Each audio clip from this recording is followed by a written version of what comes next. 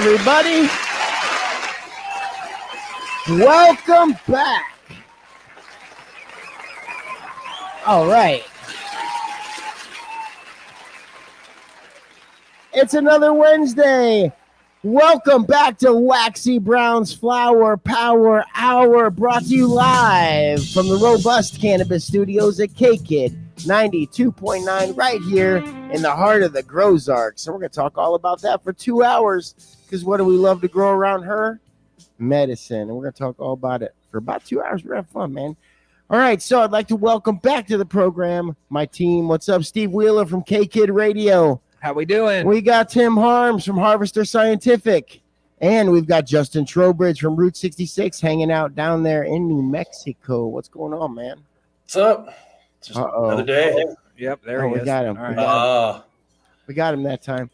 Man, you know, I love the New Mexico scene. I got an article that we're going to talk about a little later. Turns out you guys have more dispensaries now than you have liquor stores. So yeah, that's real. Like, and I'll be honest, like you guys have a lot of bars and stuff down there. It's pretty drinking type of place, right? Pretty social. Santa Fe is a town, closes at 9. Oh, okay. And that's about right. There's 2 bars open beyond that, and they both close at midnight. Oh, so, gotcha.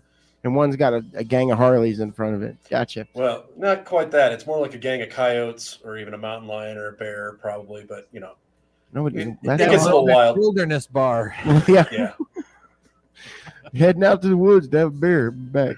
All right, so check this out, guys. We got a heck of a show lined out for you. We're going to talk about all kinds of cool stuff and have a good time doing it. So, you guys, you ever wonder, like, who first, like, picked up weed and just smoked it and found out that was a good thing? I'm going with an Indian. Well, I don't know who. I would say the Egyptians. I didn't say that I knew who. Yeah. But, you know, like, Chinese. Stop it. Like, listen, so you got to wonder, like, who that cat was, because you see, like, all this different research happening now, like everything else. But back before there was researchers and scientists, somebody had to have rolled up cannabis and said, yo, what happens when I light this on fire and put it inside my body? So I'm looking here, guys, and it looks like somebody in South America has discovered a new shrub that I want to talk to you guys about. So, you know, it's a cannabis show, right? So why are we going to talk about a shrub? Well, for a couple of different good reasons. It says the researchers found a CBD-like compound in a South American shrub. A CBD-like compound they found. So it's called and I haven't smoked this yet, but the Trimma macrantha. The Trimma macrantha. It contains a cannabis compound and grows wild like a weed. Imagine that. All over Brazil and other countries.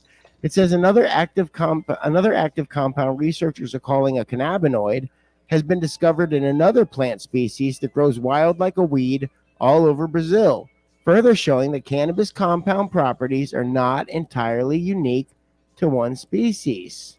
Right? Pretty was. God created all the plants.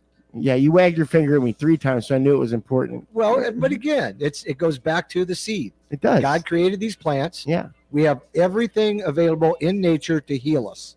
Right. That's what Chip says, and I'm going with it. Chip Paul said that, and I believe it. Yep. After A lot of things in nature trying to kill you, too. Just throw that out there. Yeah. And that's the thing here. And you know what? I've had that thrown back in my face, because I said, you know, God created the plant. And they go, well, God created this and it'll kill you if you eat it. And God created this and it'll kill you if you eat it. And it's like, well, I'm sure that there's a dosage of that plant and it's here for a purpose. Maybe not for us. Yeah. But for something. Yep. Right? Yeah, because, you know, people always say that when you tell, as an advocate, you'll tell people all the time, you know, it's natural, you know, it's a plant. It can't kill you. Well, and they'll say, well, heroin's a plant.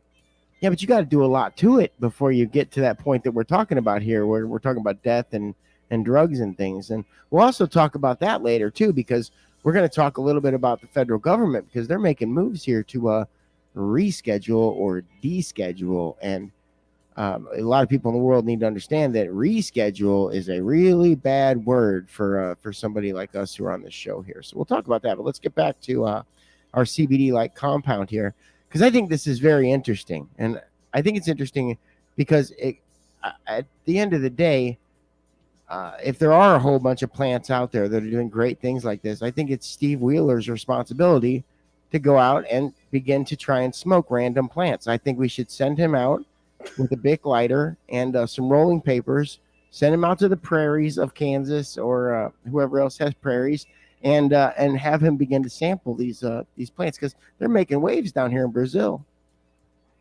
What do you think, Steve? Steve, are you in? I'm in. I'm all over it. Okay, all right. Because you can roll anything. I know he can. He Right. rolls bombers. He can roll a bomber of this Trema macranthera. I think pretty good. Pass me the Trema. Did I read that right? And that thing grows 10 meters tall. Yeah, yeah, it does. It grows 10 meters tall. It is a big plant, Steve. So you're going to have to climb it to get to the buds at the top, I think. I'll get my 8-foot ladder out.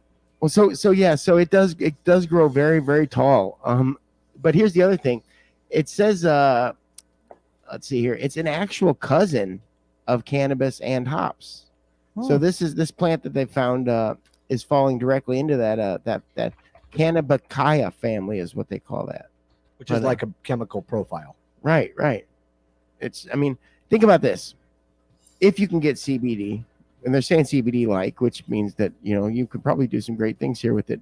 It says they didn't show any THC-like in it, but as far as CBD production, it says that plant could show promise as a game changer, since hot hemp is a major headache for the hemp industry with traces of THC. So the hemp industry can get CBD and cannabinoids from other plants that grow without testing hot. That's interesting, especially since they said it's growing like a weed down there. It's a compounding pharmacy 101. Yeah, here Plant we go. Medicine. It says it right here. He said, here's the molecular biologist from the University of Rio de Janeiro. He says it's a legal alternative to using cannabis. He said this is a plant that grows all over Brazil. It would be a simpler and cheaper source of CBD. So if I get it from a hemp plant or I get it from that plant, does it matter? No. It's how does your endocannabinoid system see differently? I don't know that. Same molecule. We'll have to ask Chip. That's how right, but that's how they'll match it is the molecule design. Right, Justin? Something like that. And for any listeners that are listening that measure things in freedom units, not imperial metric, that's 11.2 dishwashers tall, the tree. Because we'll measure anything in anything other than meters. So this is not a small. How tall are the dishwashers? Yeah, what kind of? They're not double stacked or anything like that. Standard. Right? Standard dishwasher. They're 3 size 14 shoes tall. 3 size 14 shoes tall. Okay. Mm-hmm. So we're thoroughly confused on how tall this plant is now. But I think I'm going to need my 12-foot ladder. At least. But it is very interesting when you think about our American market here with the CBD and our hemp farmers. In the United States of America, our hemp farmers aren't necessarily farming what people think they should be farming, and that's industrial hemp processes, things like this. They're currently growing mainly and specifically for CBD products, which was an exploding market until the supply got insane, right? So at this point, and think about how many crops failed because of hot hemp. We've heard plenty of stories from folks on this show who have companies that have ran into those issues. It's very interesting to see because we don't even have a hemp market up, a viable hemp market up and going yet, and we're already finding ways to replace it. It's interesting. Well, again, how many times have we said this on the station? Science will always outrun the law in this industry. Yeah, there's that. This isn't the only plant that's got cannabinoids in it with big hemp shoes on. Right. Yeah. No, hold on. I want to talk a little bit more about history real quick because I had back me up, talk about something for just a second. Oh, here we go. I got it. Okay. So yeah. So we talk about like historically, hemp has been here a long time. And so I found another article since we're talking about things that have been around a long time. Obviously this plant, down there in South America, it's been around a long time. Well, turns out a lot of things have been here before we made them illegal or decided to put our rules and laws on you say God's plant. We could say that about anything that's comes out of this earth and is put there for us. And apparently the Egyptians thought the same thing. Pull up that piece of paper that says evidence shows ancient Egyptian cults tripped on hallucinogens. Oh, I couldn't believe that. Hey, what's my title? Evidence shows ancient Egyptian cult tripped on hallucinogens. A vase. Here we go. I'll read it to you. They found a vase, right? Like not like a anything special here, just a vase. A vase, and you can imagine like Antique Roadshow. I can imagine finding this on like Antique Roadshow, right? Like Steve brings in his vase, and it depicts an ancient Egyptian cult fertility god. It was found by researchers. It was full of traces of hallucinogens. An ancient Egyptian vase with a face resembling the deity Bes was found with traces of a mixture containing several psychedelic compounds. So whatever they had going on inside this pyramid, I probably would have been hanging out. A recent preprint of a study intended for peer review, scientists discovered direct evidence inside the vase indicating that the ancient Egyptian cult of fertility god Bes used Syrian rue, Egyptian lotus, and royal jelly to trip on during religious ceremonies. Now it says these vases they got these vases. They test them from the Tampa Museum of Art in Florida is where they were. Which Florida apparently was partying real hard back then too. But over in Egypt, they were partying a whole lot harder than they were. But this kind of stuff as we start to see the emergence of psilocybin and a lot of these things that people, because we're talking about it now, I see it on the news every day. They're talking about it in just about every portion of Congress in all 50 states. They're bringing it up now. It's faster and blooming quicker, the conversation than cannabis ever was. And we know why that is. You know why? Mental health. And you know who's bringing veterans are bringing that conversation forward in most of these states. It's wild. It's bananas. But it goes to show here that not only were these compounds that we're seeing used for mental health, they were used even back then for religious purposes, which I would go so far as to say also is great for mental health. Going to church, camaraderie, community, psychedelics. There's all that part too. But that all combined into one really healthy regimen for a person. Then to see it all come forward as healthcare now is interesting to me, because like, where are the religions that? That's what I want to see pop back up. Like all those guys, come on back. Bring back the religious experience. But I don't know. What do I know? I'm here for the healthcare side of things. But don't you believe that spirituality is a part of healthcare? Of course. Oh, absolutely. What, Justin? It's a large part of it. Yeah.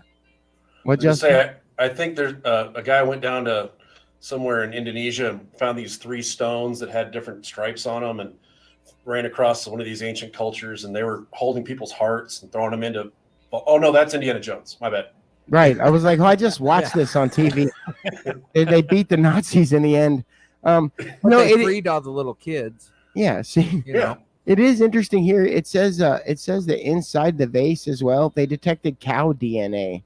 Now that they speculate that they used a fermented milk or some other kind of cow product to trip on. So they took their royal jellies and all that, and they mixed it into either a milk or a cheese is what it could have been. So, wow. Think about the experimenting they must have been doing back then. Yeah, like, do you want cheese? No cheese? Yeah, I would have tried it all kinds of different ways. Right. Till you come up with that right formula. Yeah, and like, that's what, people are always, that's the one thing like people do when they look at the pyramids. It's always the first question is like, how'd they do that? Duh. With their cheese drink. Like it wasn't that hard. Things really start to look all Pink Floydy whenever you really get on it. Go. All right, folks. So you don't think the pyramids were made by the aliens, huh? I do think that they were not made by the aliens. No, I think that they may. You don't watch enough Ancient Aliens, then, do you? No, I only watch the new ones. Okay. Yeah. The today's Ancient Aliens. I am I'm addicted to a show right Modern now called Aliens. Right. Well, I like anything paranormal. Like I watch this show right now, has like it's paranormal something. I can't remember the name of it, but it's got like 5 clips inside the half-hour show. And like one clip could be like somebody getting pulled off their bed by an invisible spirit. Next one could be Sasquatch. Next one could be the pyramids and the aliens. Like, so I like that stuff, but my attention span isn't long enough for like 59 minutes of this is why this pyramid and this alien happened. No, you gotta give me a lot more than that. I need at least one Bigfoot per show, and then I'm good. There you go. Yeah. All right, folks, we are going to take a break. You guys are listening to Waxy Brown's Flower Power Hour, brought to you live from the Robust Cannabis Studios right here, K-Kid 92.9.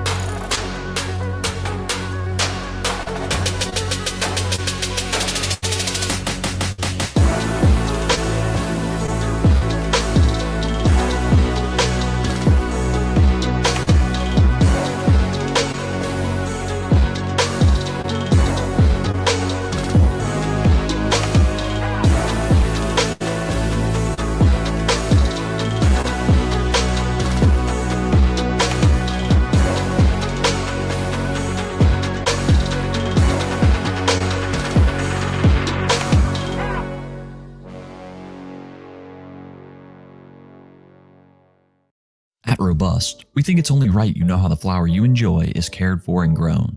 Our process begins by hand-selecting premium genetics for our mother plants. The plants are then cloned and grown to become the strains offered by Robust, like Cali Raisins and Brunch Punch.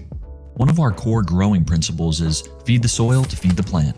That's why everything on our facility is grown in living soil, a unique combination of beneficial microbes, worms, and nutrients. Our plants are grown in a high-tech greenhouse built specifically for cannabis. We use the sun's natural light when it's available and supplement with premium LEDs when needed. Every pot at Robust is hand-watered and cared for by individuals on our team of passionate cultivators every single day, so there's always eyes on the plant. Not only that, but Robust is the only kind certified facility in the state of Missouri. Think organic, but for growing cannabis. After 8 to 9 weeks in the grow room, depending on the strain, the flower is ready to be harvested. The plants are chopped and hung to dry in a humidity-controlled room. This process is what brings out the aromas and flavor profile of each distinct strain. After 10 to 14 days of drying, the trichome-covered buds are ready to be cured and set aside for trimming.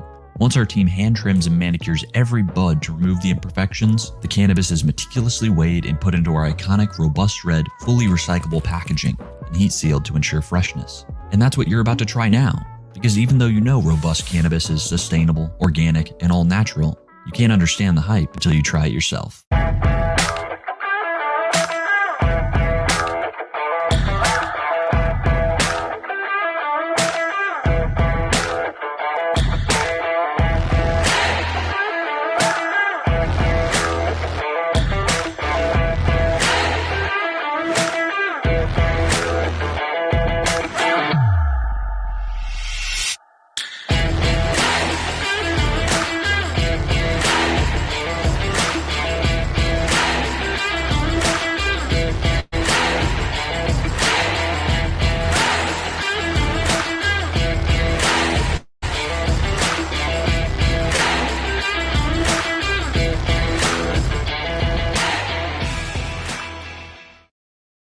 Here we have a prime example of a macaque. His name is Marcus. This particular macaque is bored. He's tired of the same old concert experience. Us too, little buddy. Well, you're in luck, Marcus. Introducing Captain Crossfade, a blend of THCV and CBC. This drink is the life of the party. Energy and focus, as well as an, enhanced experience with other consumables. Marcus is now ready to party all night long. Look at him go. Brought to you by Waxy Brown. Chess is the perfect metaphor for business. You have to consider every angle before you move. You and your opponent have the same rules to follow. Not now, Michelle. I'm recording this ad right now. No, I didn't pick up that cheese you like. Well, I didn't see it when I was at the store. What is that in your hand? Oh, this is that fire concentrate we got the other day? Hell yes, I'll do a dab with you. Why didn't you just say that?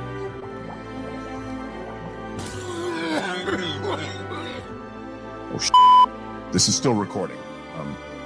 Check out the creative minds at Route 66 Labs. Obama. Out!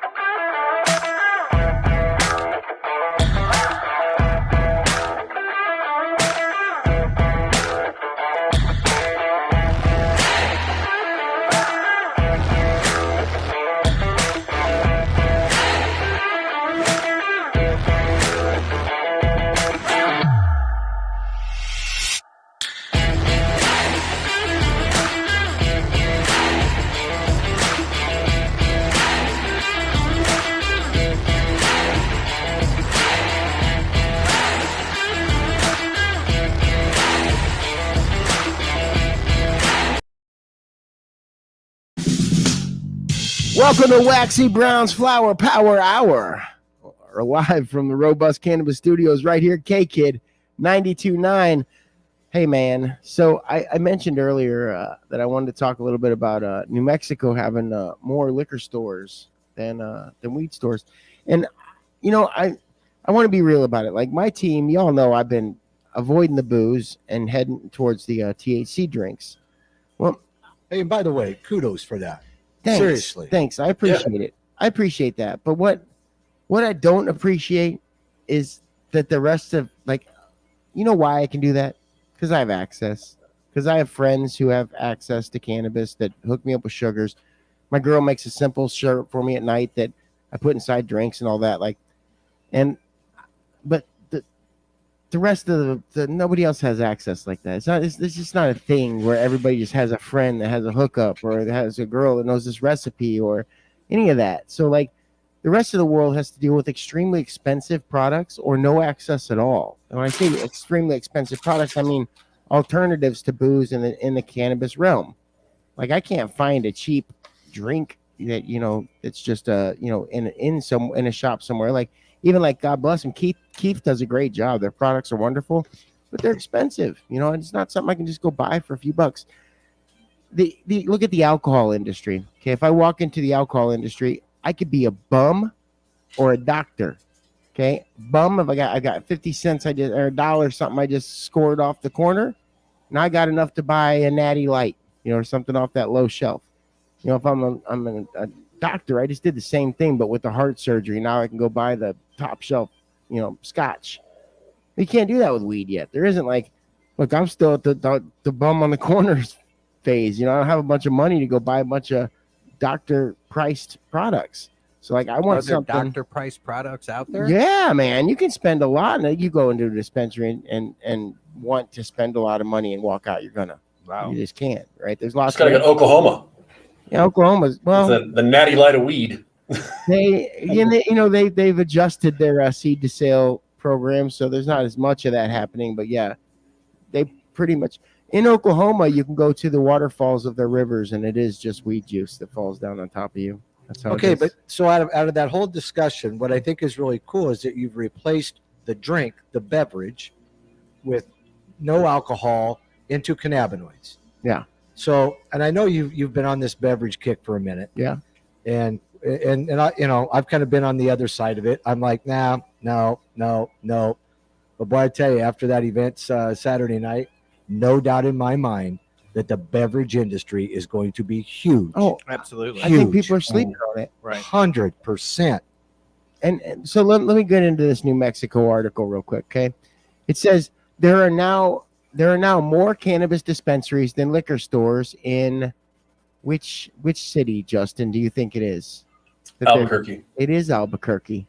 It's Albuquerque. And it's interesting to me because I've been to Albuquerque, and we've been there together too, Tim. Like it's a very it's not some of it could use some cannabis. Some of it needs some help. So it's very the part of town they call the war zone. Yeah, that's man. the part? Yeah. Gnarly there. It can be really gnarly. So let's see here. It says there's now more cannabis dispensaries than liquor stores in Albuquerque, but cannabis businesses still have to fight like hell to succeed, which is weird, right? Because alcohol store, you don't see very many liquor stores ever shut their doors.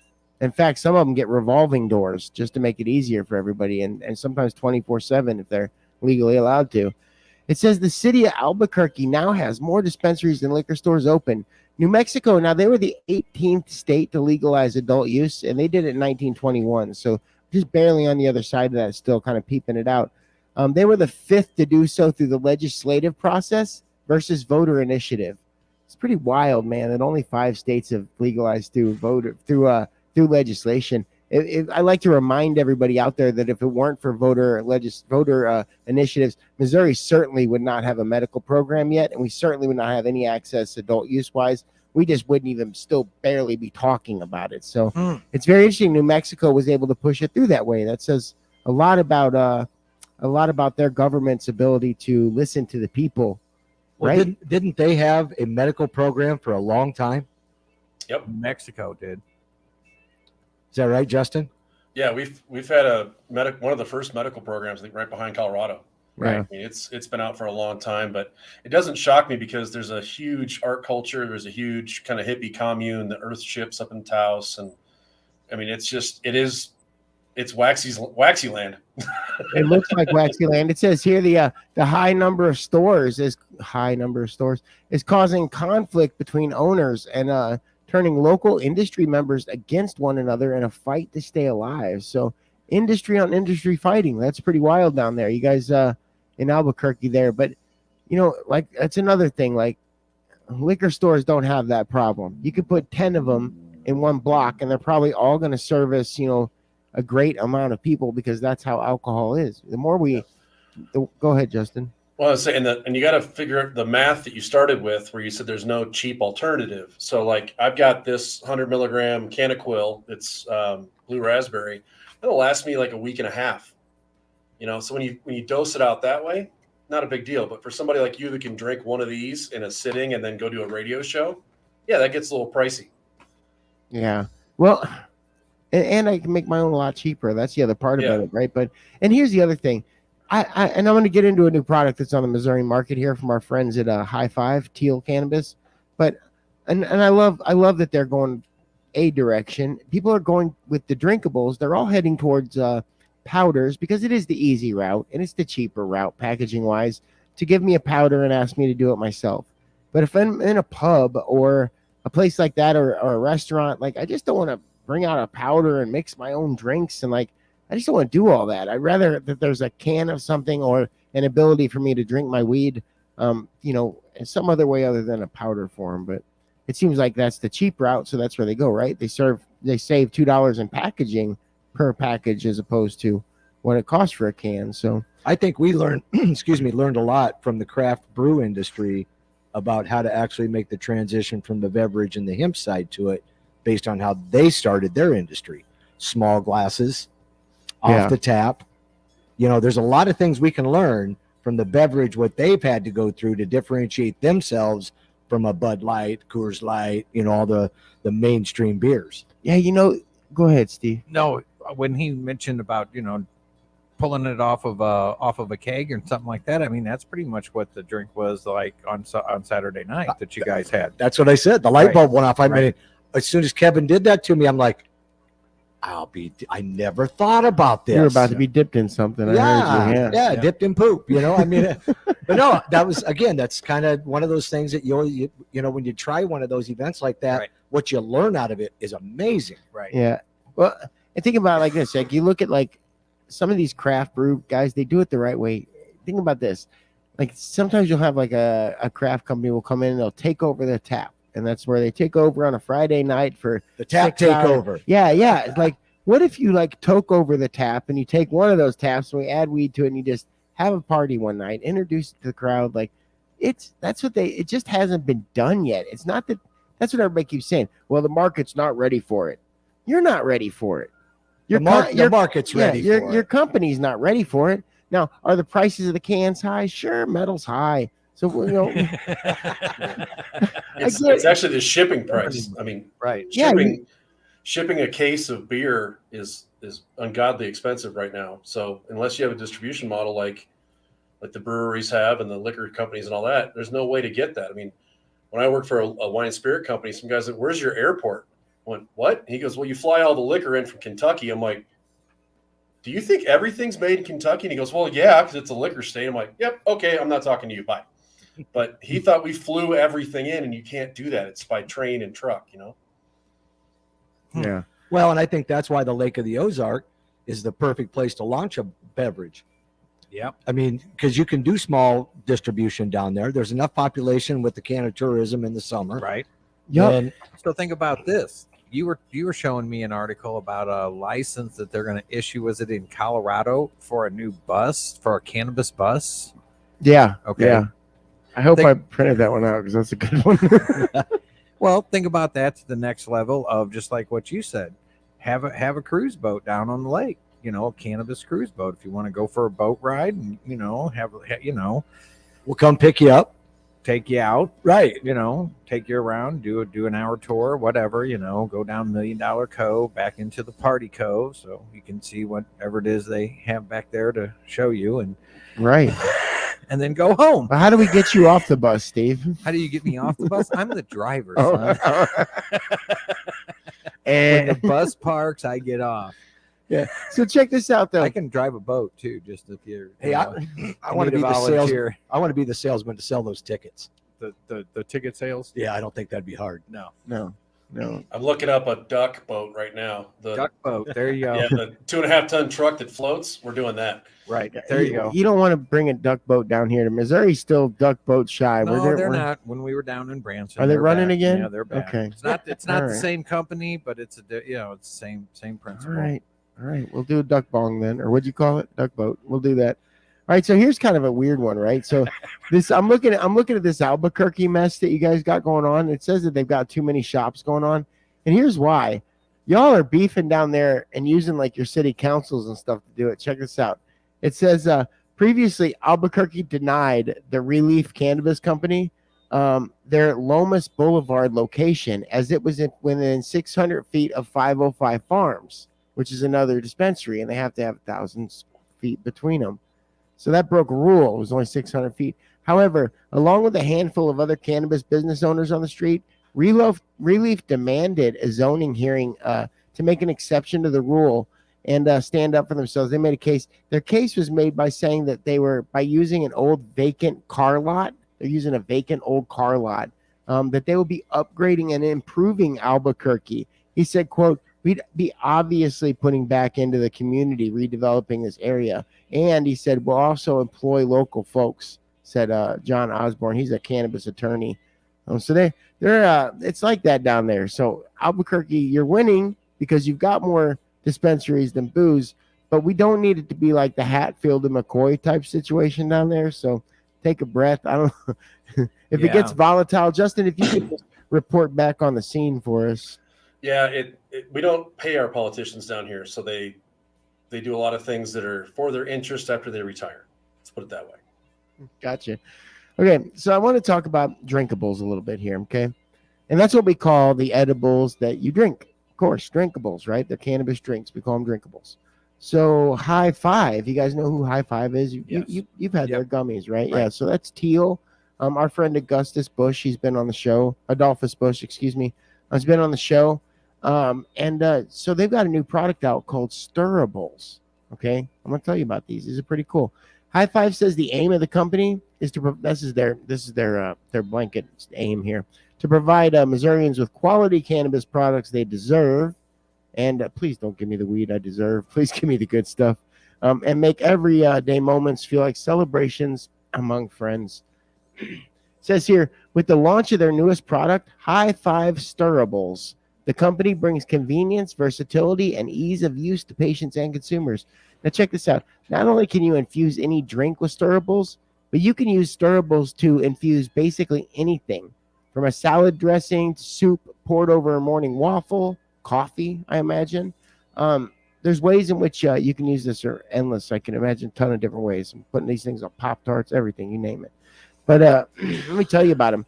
So it says they're a 50 milligram pouch. There's 10 5 milligram packets of powder. So each powder is 5 milligrams. So they're going to expand to different milligrams, but this is how they're starting out. Right. And they've got some flavors down the road, but this first run is going to be no flavor. So they expect you to put it on stuff that you already find delicious, which this is the Ozarks. We're already cooking good food. So here they sat down with Adolphus Bush. He's been on the show before. He's the CEO of Teal Cannabis, comes from the famous Bush line of beer folks. So let's check this out. He said you can learn a little bit here. It's going to be a 50 milligram pouch. He said it's going to retail for $22. The 50 milligram pouch. Yep. And that's 10 packets of 5 milligrams. Yeah. Okay. $22. He said that price is going to drop as they find the right equipment, because this is the first time they've dialed this in, which, talking to these guys about this product, you would expect the research and development on this to be pretty wild. Like, how many times does it take to get it right? Well, for them, it was three times. They made 2 batches that they thought weren't exactly what they were looking for. They used the science they knew was right and made a product that they thought was going to be right, but they put it aside. And the third batch is the one where they said, bingo, we got the one. Yeah. So it says it says here they're filling these things, and this is why it's kind of expensive for them now. They're using tabletop depositors. Now that's labor intensive. When you talk about that, that's going to be one machine, one person doing it, one straw at a time. There's not really a lot going on there with when you talk about factory style getting things done in the thousands here. So that's interesting to hear. And they also said that's time consuming. Here's the other problem. The reason that you're seeing so much price increase in the Missouri market, he touches on it here. He said the price of distillate has also increased from vertical companies significantly. Vertical companies are going to be companies that own a manufacturer, a dispensary, and a cultivation. So they have all three of the things to be able to get their products out the door. Folks like Teal that don't have that, they're just a manufacturer, they're going to run into some problems like I'm going to describe to you here. He said they've seen prices go up from $6,000 for a liter of distillate for the market. That's $6 a gram, $6 basically per unit, all the way up to $20,000 per liter for a distillate. So $20 a gram just for the distillate that these companies have to put inside something to make it. It used to be 6,000. Right, and you can imagine, like in Oklahoma right now, right, a little over 1,000. So like here our bottom deck was sitting at about 6 times the market in Oklahoma. Now it's 20 times the price, and that's because there isn't enough cannabis being grown in Missouri to cover what's being sold. Yeah, so it is a water soluble powder. I like the science behind this, so I wanted to bring that up a little bit. He says they used ultrasonic emulsification to do this, and then he said that was kind of, they didn't want to get too deep into it because it's proprietary. But really, it's not. It's nanotech, and it's taking it a step further, in fact, and just taking those molecules down a little bit sharper for your tongue and your mouth to get them. It's pretty wild. And then I did do a little research because we drink coffee at my house, and I wanted to know, can it go in coffee? It can go in hot coffee, hot tea, things like that. But I thought it was pretty cool. I think it's really neat to see a lot of folks jumping on. I'm still going to call that an edible. I'm not going to call it a drinkable. I'm going to put it on food. I'm going to put it on this. I can make a drink out of it, but shake it around. Yeah, but so it's not liquid yet. Therefore, it's not a drinkable. Yeah, nowhere on the outside of it does it say, Waxy, go to the bar and show them how to do it right. Maybe rub it on your gums like some other product from Colombia. It's not how it works, Justin. It is a white powder. Wait, hold on. Type. Like Justin, you have a little stirrable on your nose, dude. You got to get that out there. I'll tell you that's how I got to 420 Fest. Was I took the Trojan Horse Cannabis drinks on the train with me and just sat back and had a great time and totally relaxed. And honestly, if it was any other format, I would have been a little more freaked out. But nobody's looking at drinks like they would at other stuff that you could consume. Yeah. There you go. To be perfectly honest, like I'm looking for this market to like explode, this drinkable market, and it's not. So like once again, I think we might be just a little ahead of the ball game here, but I think that the United States of America, especially when we talk about federal legalization of cannabis starting to take hold, that drinkable game is going to be the market again. You can't tell me that casinos across America will not flock to these drinks when they finally pop. Yeah, what I think is interesting is that there's no distribution for these drinks. There's nobody in the supply chain system doing this yet. Not only that, but sometimes the rules and laws don't allow for it even. Like they'll even tell you like you can't, have this product next to alcohol products. They can't not only ship with them, you can't have them in bars, or you definitely can't mix the two together. That's why it's crazy because we're dealing with recreational regulation. We're also like the most regulated thing on the planet. It's wild. Justin? Well, I was gonna say I've approached a couple of the gaming entertainment venues that are down here, and they all think it's a great idea, but they're so worried about the government coming back and saying, nope, you lose your gaming license. Yeah.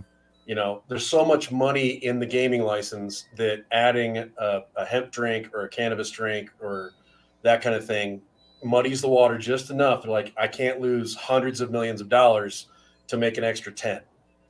The math is scary still, but we're getting more and more normalized to it. And the fact that, we've got all kinds of different groups that are pushing for all kinds of fun stuff down here.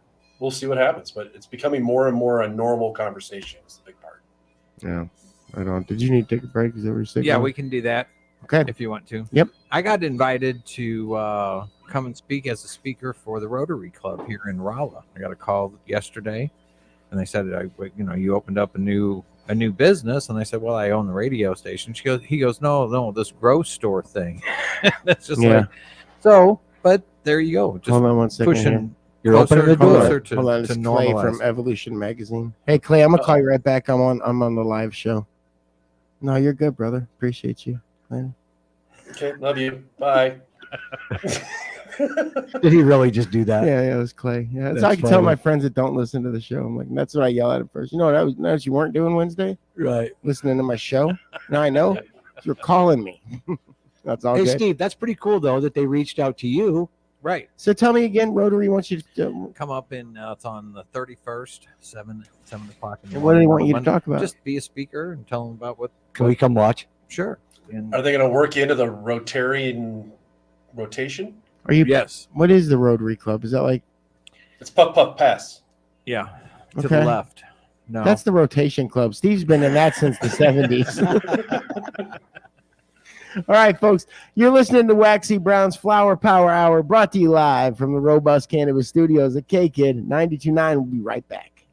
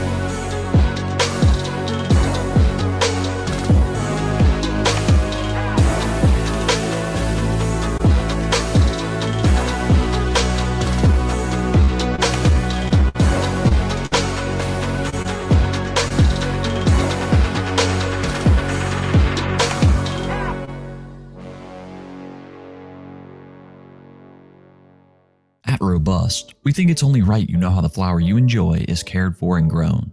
Our process begins by hand-selecting premium genetics for our mother plants. The plants are then cloned and grown to become the strains offered by Robust, like Cali Raisins and Brunch Punch.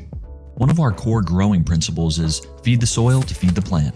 That's why everything on our facility is grown in living soil, a unique combination of beneficial microbes, worms, and nutrients.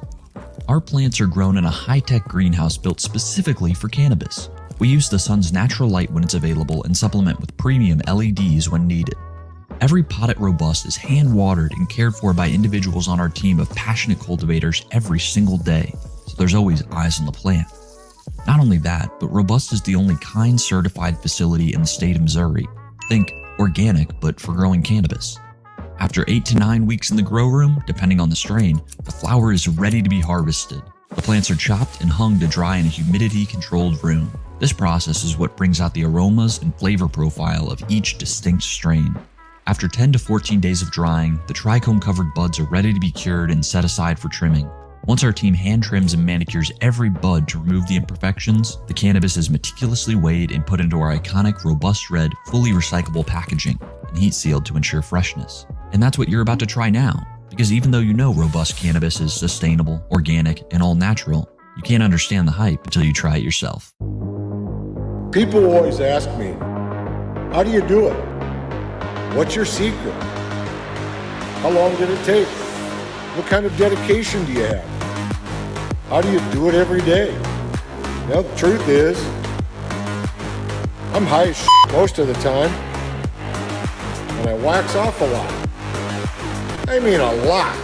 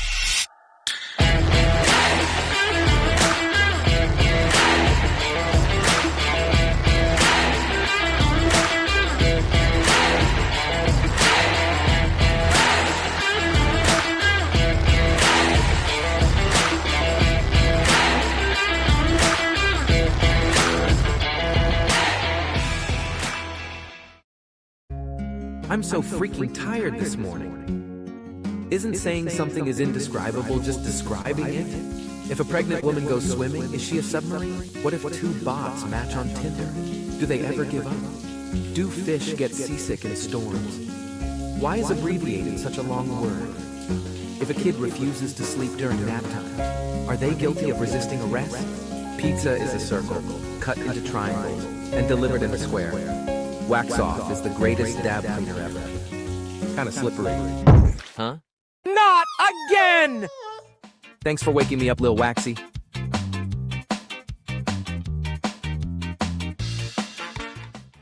At BesaMe Wellness, we're all about supporting the health and well-being of our community.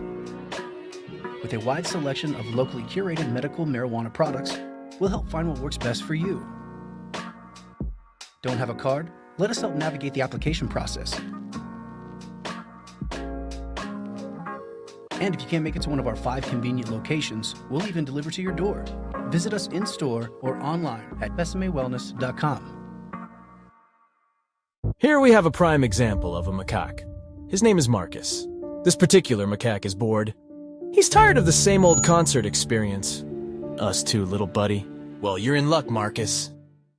Introducing Captain Crossfade, a blend of THCV and CBC. This drink is the life of the party. Energy and focus, as well as an, enhanced experience with other consumables. Marcus is now ready to party all night long. Look at him go. Brought to you by Waxy Brown.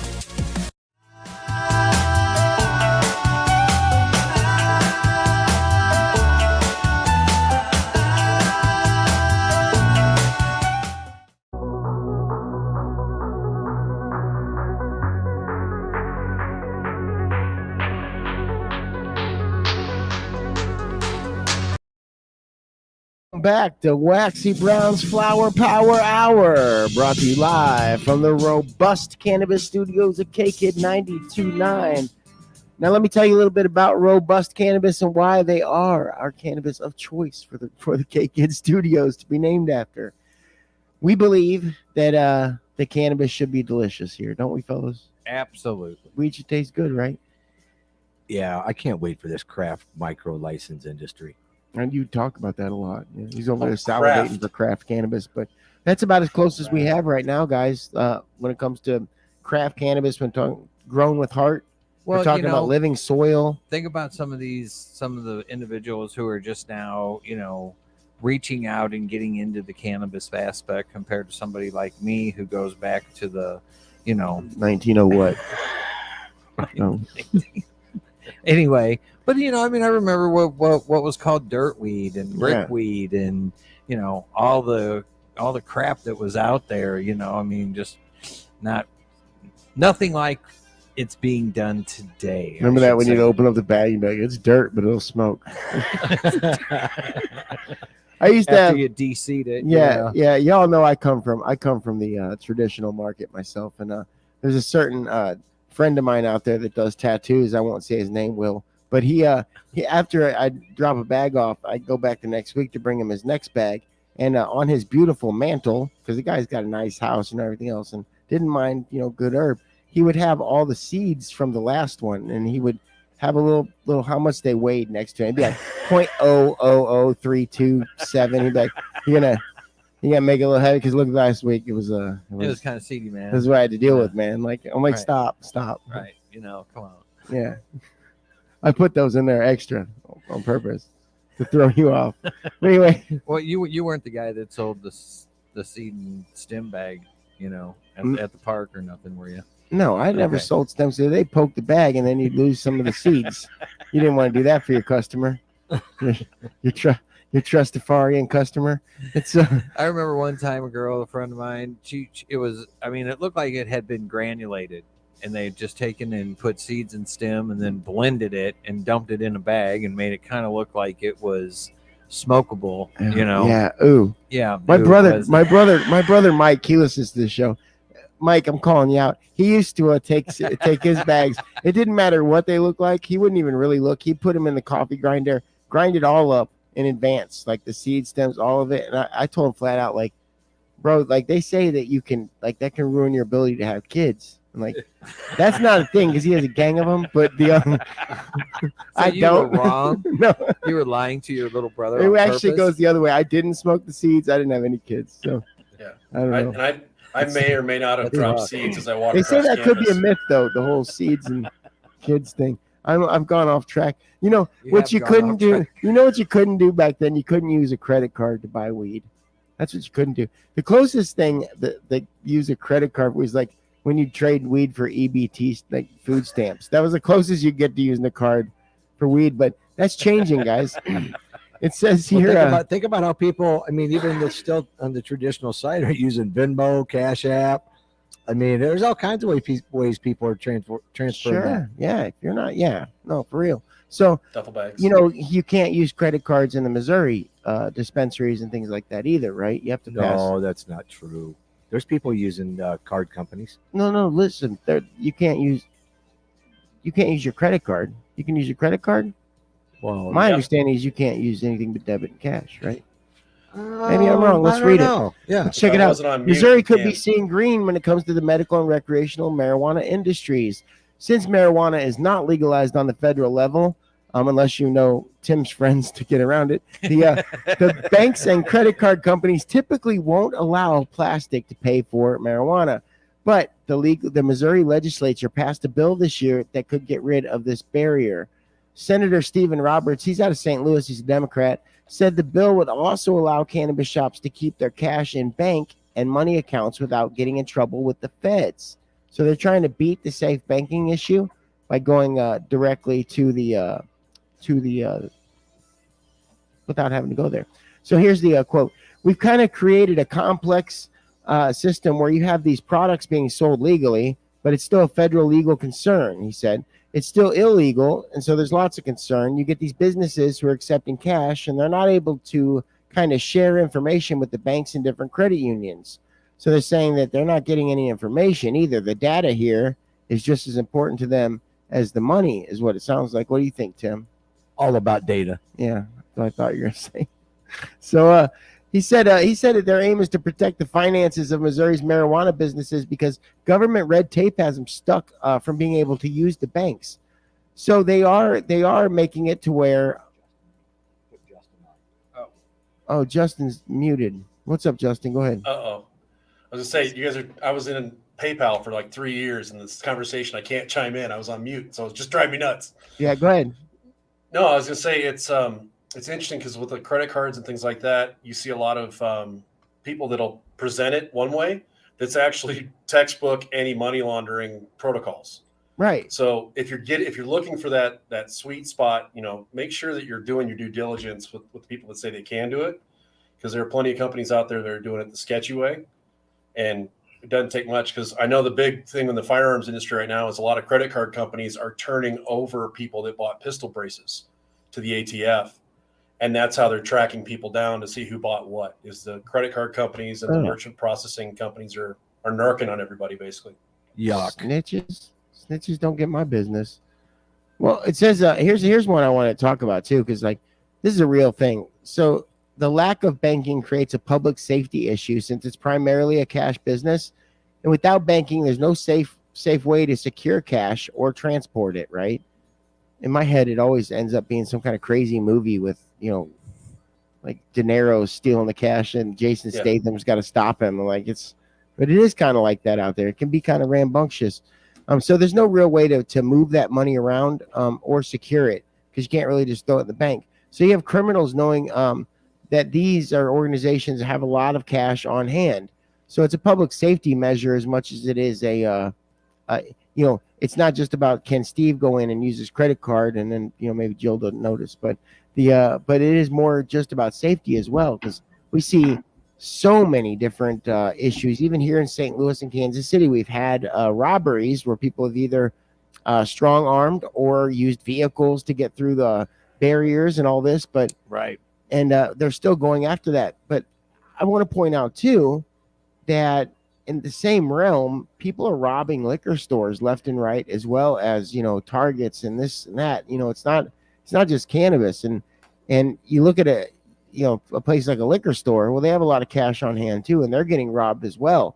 but they don't have what we built into our industry, which is a lot of safety measures, which is, glass, and which is, when I go to the liquor store, I don't ask the person, hey, what do you have today? I would like the Crown, Royal.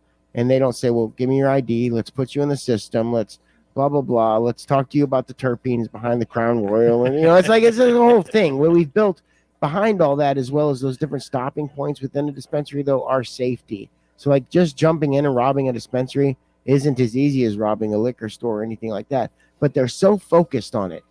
They're so focused on it every time it happens. It's a huge thing. When a dispensary gets robbed, everybody in all 50 states hear about it. If we had to put in the news every time a liquor store gets robbed, that's all we'd hear on the news all day long, is about all the liquor stores across America that got robbed every single night. Well, Waxy, there's an easy fix. Instead of calling it cannabis proceeds, you just call it taxes and put it in your bank, no problem. Yeah. Oh, wait, that's the states. That's the state. Sorry, that's a different thing. They get to use that. We don't. Steve, beat him to the top of the hour thing. You are listening to KKID Salem Rala. Yes, got him this time. Yeah.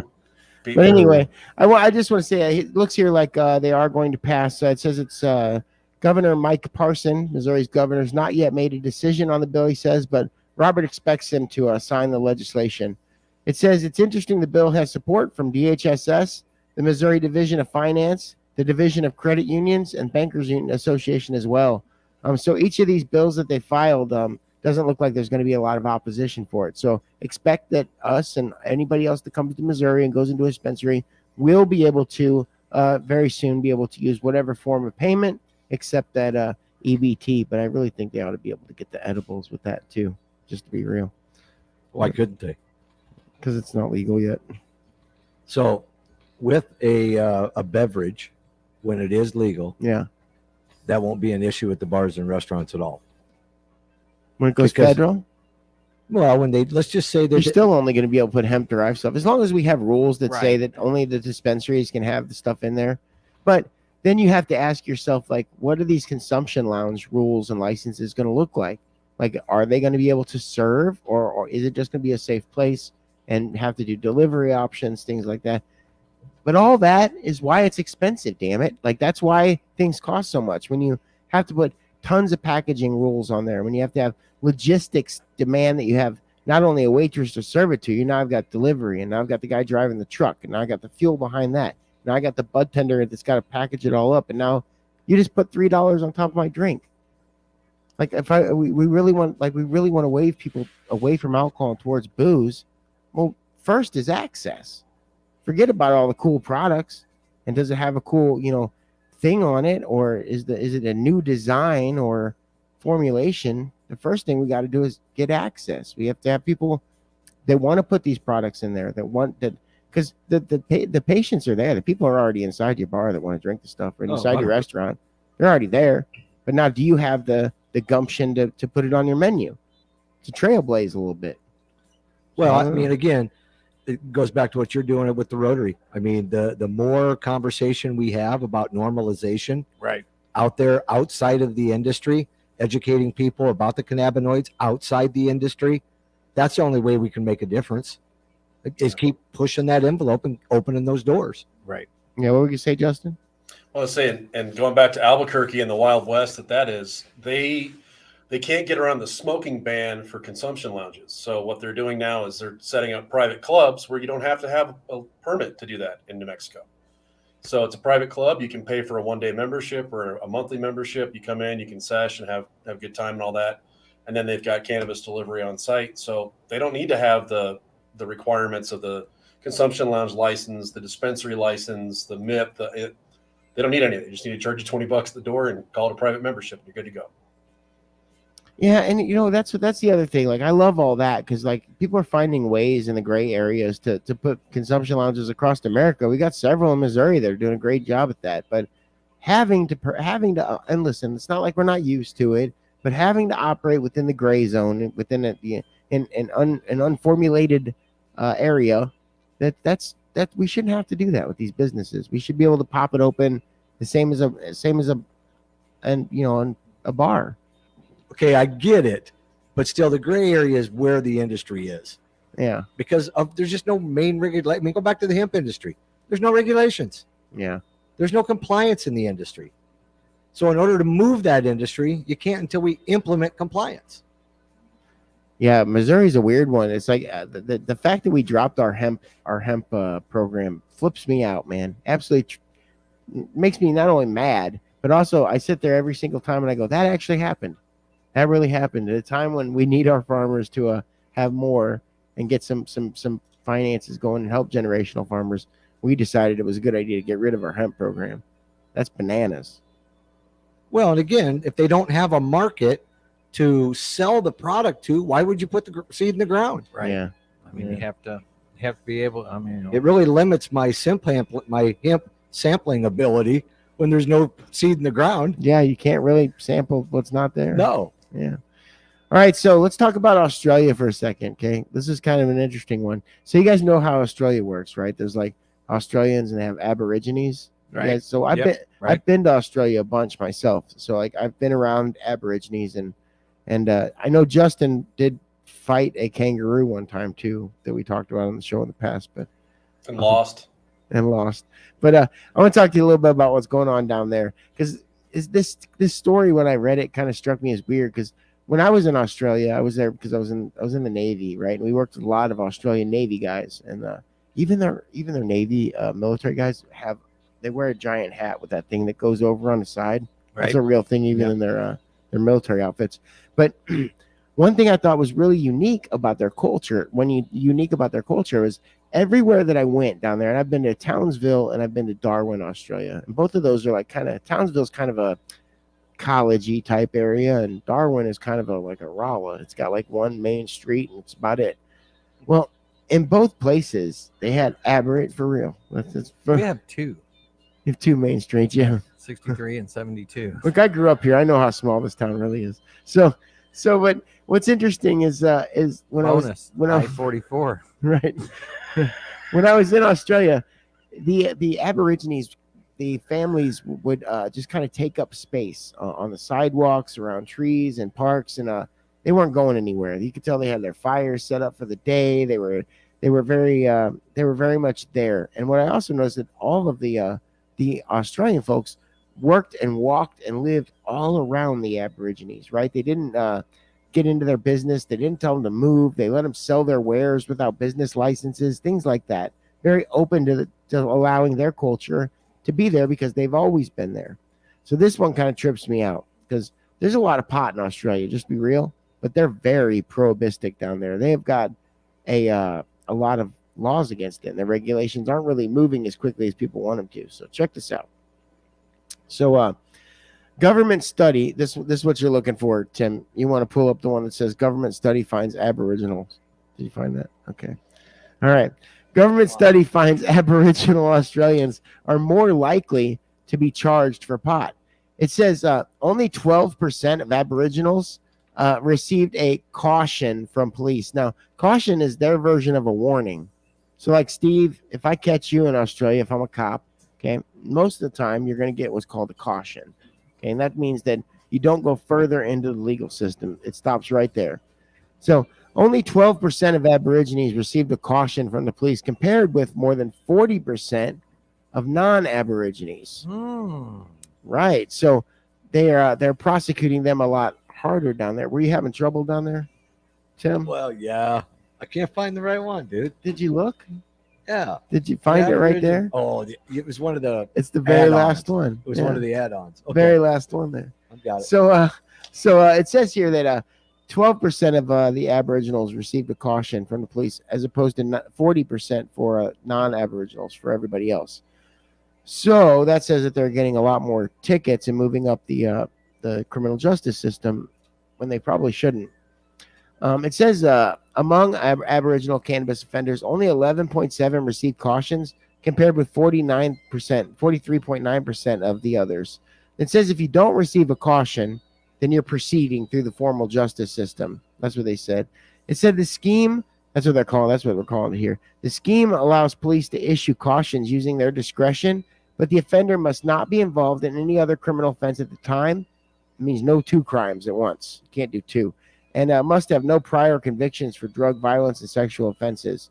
Another criteria is that the offender must possess no more than 15 grams of dried cannabis. So anything over 15 grams and you're sewed up anyway.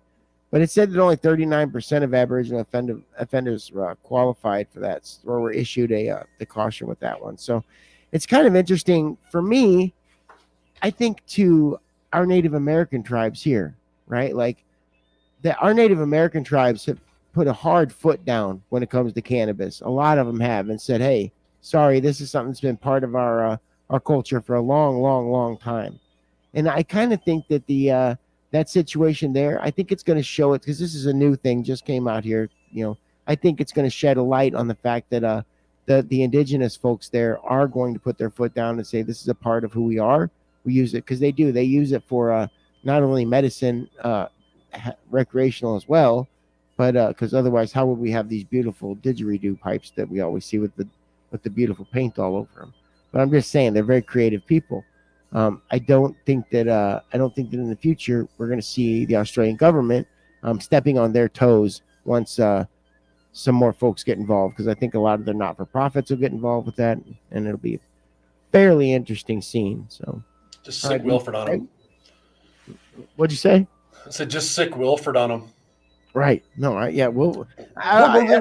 Every time I see an Australian article, though, I often think, like, what would Wilford do, like in the article? But because I think he's got some new stuff coming out. Teamed up with somebody, I believe, in Florida. Or Illinois, I think. Is it Illinois? It is Illinois. Yeah, with a cannabis company in Illinois. We'll see what happens there. Hey, question for you. As far as Indian reservations here, say in Missouri or somewhere in the Midwest, are they flocking to the cannabis industry? I mean, because they've had history with alcohol on those reservations being an issue. I mean, is there a way that we can move in there with cannabis and help that situation? With any state with a closed license system, you're gonna have a problem, right? Like down where Justin is, New Mexico, their tribes, and in Oklahoma as well, their tribes, they can opt in or opt out basically if they want to. Here, kind of. Well, so, I mean, not what I mean is they're welcome to it. They're welcome to go try. And here, like the Pickeries tribe up outside of Taos, they have an intergovernmental agreement with the state of New Mexico where they can do their own hemp and cannabis. But when they go to try and sell their product into our BioTrack system, the state says, we need a license from the state to do that. And they said, yeah, you told us we don't need one. They go, you can't do business unless you have BioTrack, which requires a state license. So they kind of put them in a cat chasing its tail kind of scenario where it's like, well, we want to get in the market, but we can't because you won't let us, because you tell us we don't need a license when we ask for a license. Yeah. So it's this very weird, cat and mouse game and all that, but they're trying really hard to do it, and they want to do it really bad. So what's the licensing like down there? I mean, do they only do a certain amount? Did they put a cap on it? I mean, if there's more dispensaries now than there are bars in Albuquerque, I mean, there's no limit. As long as you got the money, you can apply for it and take it. Yeah, and it's very interesting because it's legislation, right? So, like, it's interesting to see it. The bigger one is being able to prove you have water rights. If you can't prove you have water, you're instantly declined. And then cultivation. But a lot of the licensing and all that is really just the bottleneck. I mean, it's taking them longer than they would like to admit to process the applications, because they have so many little check boxes that, because of the desert environment, the social equity piece of it, are you on Pueblo ground? Are you off Pueblo ground? Does that Pueblo have intergovernmental agreements with the state? I mean, it's a landmine field to navigate for sure, but people are getting through it and seem to be relatively successful at it. Not so many failures to talk about, but there are. How many cultivation licenses were issued down there?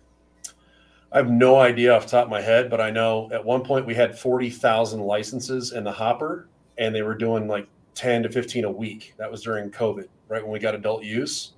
That's been a while now, so I don't know what the current list looks like, but it's not insignificant by any means. Yeah, it's because all your casinos owned by Native Americans in New Mexico? Yes. See, that's where I want to see the magic happen, inside a casino. Usually, they got golf courses on those casinos out there. Oh, absolutely. Buffalo Thunder has one of my favorite golf courses in the country right now. And nowhere safe to smoke cannabis. Oh, you can. You just don't get caught. Well, that's what I said. And I keep knocking on the door every time. Like, hey, I got all these hemp products we could do. You don't even need a permit. Let's go. And they're just afraid that it's going to cost them their gaming license, or it'll cost them their Hilton franchise, or the concerts that come there. They might pull out because the group doesn't support, casinos and dispensaries. I mean, it's wild. There's so many ways to figure out how not to do something, isn't there? Yeah, the only band out there that won't allow cannabis at their shows is Nickelback. So you should avoid them anyway.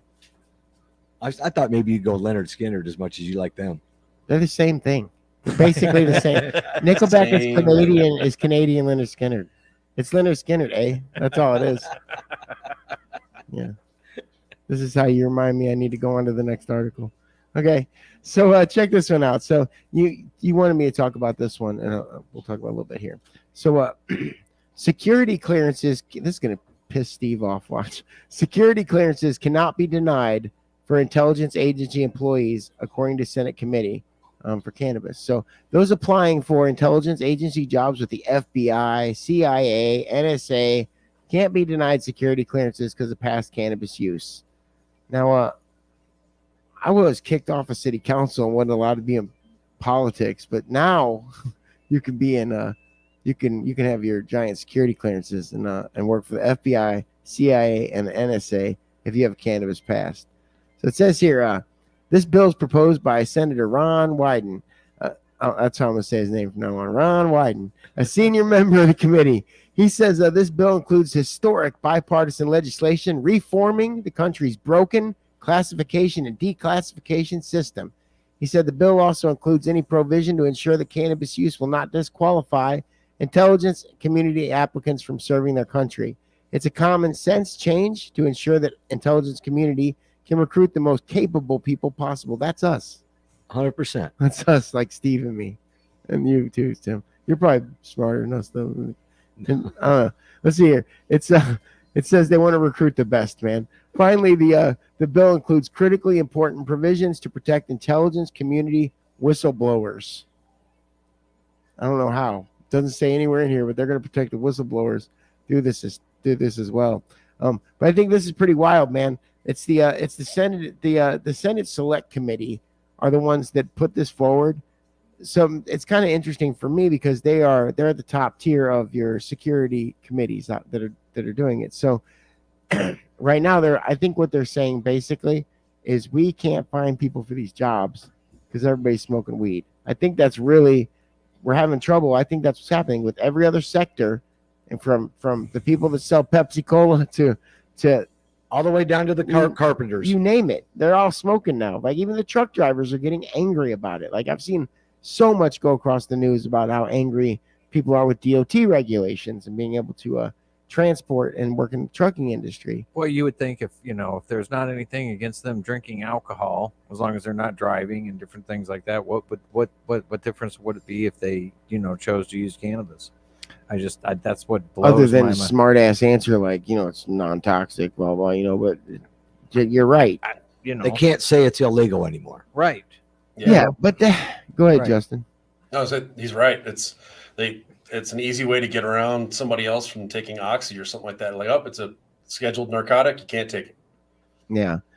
Well, it's interesting too because now the government's going to issue out security clearances to people, while at the same time they're having trouble even figuring out what legalization looks like to them. We know for a fact that our current administration has told itself to try and figure out how to deschedule or reschedule, but we haven't gotten any progress on that whatsoever. But in the meantime, they're screaming, and we can't hire anybody because we have these rules against pot. So we're going to lift those rules. So maybe you should apply for a CIA job. I could be a spy. 100%. Double O Waxy, I could do that. Right. I think so. You can't keep quiet about like a new product you're working on. How in the hell are you going to be a spy? Because I'll be a double agent. Like I'll have to tell you. And then that'll be, I'll be a triple double OG. That's what I'll be. disguised as a hippie. Yeah, Or a dude, this is deadhead. all disguise, bro. I don't even know who. I can see it now. You walk into like some secret dark room, like how's it going? I'm Waxy Brown, double agent. What's up? Hey, guys. no. I don't say that like what's up, like what you just did. Yeah, he does. No, I didn't. I'll be real with you. I'm a double agent. Yeah, check it out, Now guys. let's smoke this tree. Right. Listen, form a circle. Okay. It's a circle of trust. And we're going to pass some tree between us. Yeah, no, I do think it's interesting, though, that the government's going this far. It's because they already know that we're going to get a president that just smokes a lot of weed. Eventually, there's going to be one. We're going to run out of a-holes. We've had one. Which one? Are you talking about Bill Clinton? Well, yeah, him. Yeah. And He just led a lifestyle of debauchery. I don't want to go down that necessary road. Like, Yeah, he just brought the plan into it because it was popular. yeah, I think that he was probably just doing it all. Like, Yeah. with air hangers full of weed down in Arkansas and stuff. Well, so Have you heard those so stories? So he was in the trade business, is In what the you're trade saying? business. Okay. Oh, He was in gotcha. the traditional market. I do think, though, eventually. What about Obama? He said he didn't inhale. No, that was Clinton. No, Didn't he? that was Obama. Oh. said No, he didn't Obama inhale. said I It was thought that was edibles. the point. Obama said I was all did inhale. edibles. That was the point. I Oh, thought that was the point. I think I smoked weed with Obama. You know, why do we care what these idiots one thing they Well- say? Like, that's what makes me mad. Like, they're all prohibitionists. Like, let's stop pretending like you guys, like, yeah, I joked about it on. Shut up, because you put my friends in jail. That's the way I feel about it. Like, I don't know. Maybe Well, it's kind of like the conversation with Big Pharma. You know, they're like, well, we don't want them in it.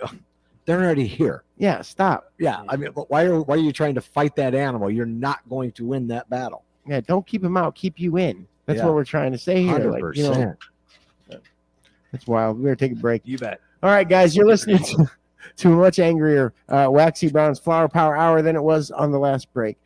We'll be right back. It's Robust Cannabis Studios, too. We'll be right back.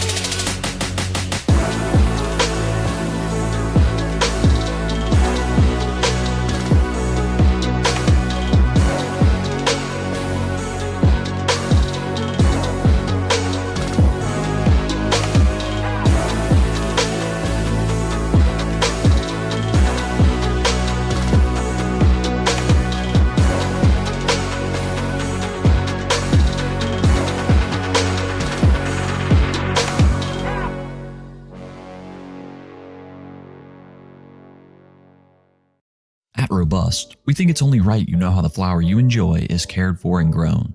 Our process begins by hand-selecting premium genetics for our mother plants. The plants are then cloned and grown to become the strains offered by Robust, like Cali Raisins and Brunch Punch.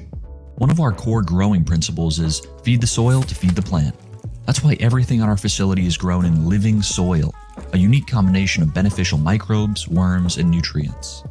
Our plants are grown in a high-tech greenhouse built specifically for cannabis. We use the sun's natural light when it's available and supplement with premium LEDs when needed. Every pot at Robust is hand-watered and cared for by individuals on our team of passionate cultivators every single day, so there's always eyes on the plant. Not only that, but Robust is the only kind certified facility in the state of Missouri. Think organic, but for growing cannabis. After 8 to 9 weeks in the grow room, depending on the strain, the flower is ready to be harvested. The plants are chopped and hung to dry in a humidity-controlled room. This process is what brings out the aromas and flavor profile of each distinct strain. After 10 to 14 days of drying, the trichome-covered buds are ready to be cured and set aside for trimming. Once our team hand trims and manicures every bud to remove the imperfections, the cannabis is meticulously weighed and put into our iconic Robust Red, fully recyclable packaging and heat sealed to ensure freshness. And that's what you're about to try now, because even though you know Robust Cannabis is sustainable, organic, and all natural, you can't understand the hype until you try it yourself.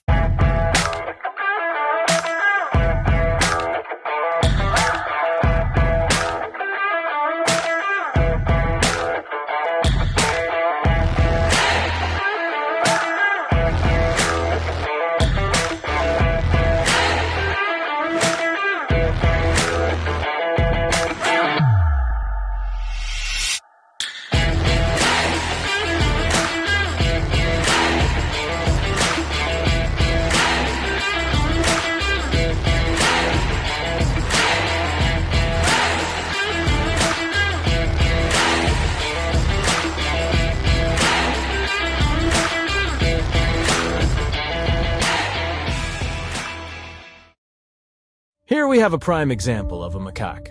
His name is Marcus. This particular macaque is bored. He's tired of the same old concert experience. Us too, little buddy. Well, you're in luck, Marcus. Introducing Captain Crossfade, a blend of THCV and CBC. This drink is the life of the party. Energy and focus, as well as an, enhanced experience with other consumables. Marcus is now ready to party all night long. Look at him go. Brought to you by Waxy Brown. Chess is the perfect metaphor for business. You have to consider every angle before you move. You and your opponent have the same rules to follow. Not now, Michelle. I'm recording this ad right now. No, I didn't pick up that cheese you like. Well, I didn't see it when I was at the store. What is that in your hand? Oh, this is that fire concentrate we got the other day? Hell yes, I'll do a dab with you. Why didn't you just say that?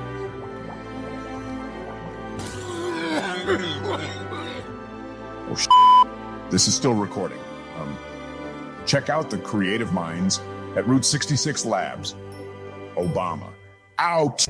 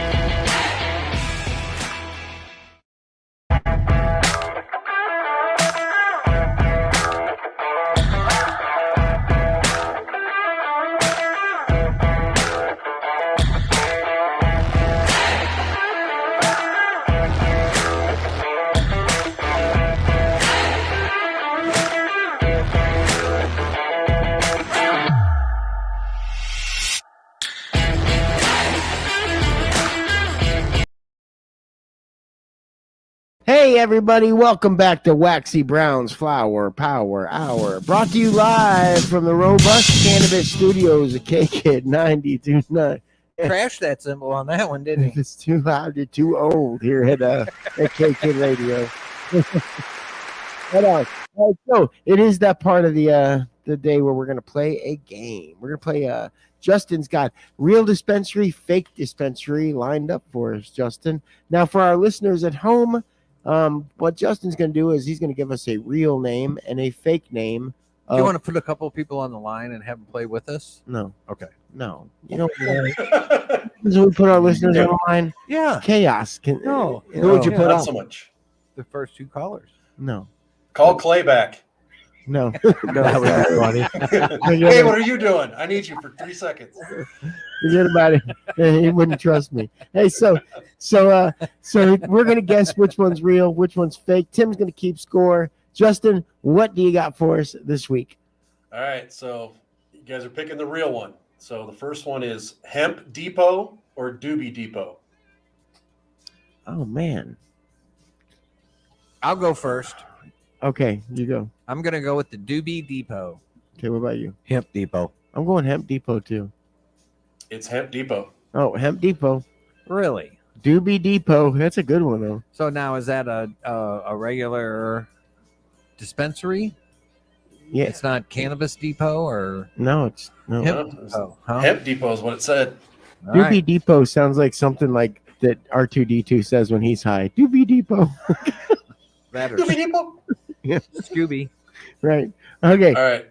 All right. We got So that next- one. The next one is it Joint or Doobie Brothers Cannabis? Go ahead, Steve.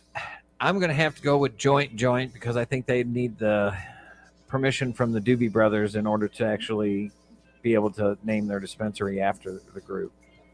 Okay, I'm going Doobie Brothers. You want Tim loves getting sued. He's like, I'm going to get sued. I like this. I like the rebels with the cause. I like a good court fight. I'm going to go with Tim too and combine our money into one attorney. And we'll go with the Doobie Brothers Cannabis.